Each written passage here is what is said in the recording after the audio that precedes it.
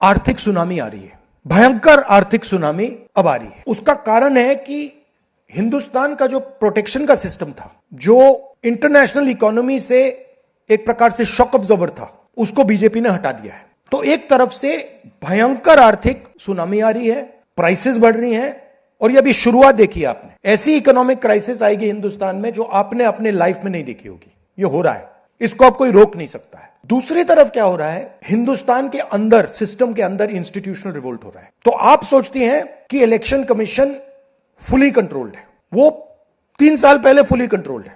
Chief election commissioner के messages मेरे पास आ रहे हैं। Head of intelligence system, senior judiciary, सारों के सारे रिवोल्ट कर रहे हैं, इंफॉर्मेशन दे रहे हैं हमें।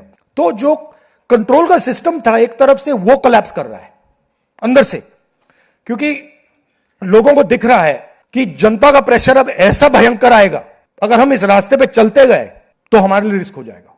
आप क्या सोचते हो, अगर जनता को मालूम है कि इलेक्शन सिस्टम रिग्ड है और जनता की मतलब इकोनॉमिक प्रेशर, गरीबी, दर्द के कारण जनता में गुस्सा आ गया, आप क्या सोचते हो कि इलेक्शन कमिश्नर को डर नहीं लगेगा कल क्या होने वाला है? तो अब क्या हो रहा है, सिस्टम अंदर से ऐसे हिल रहा है पूरा।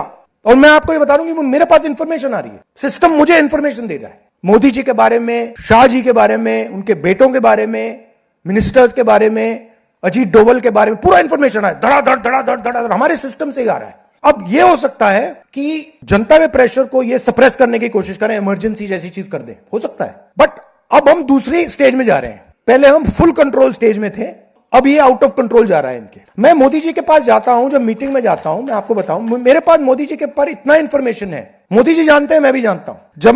जब मैं उनसे मिलता हूं, भैया आंख में आंख लगाना रहा,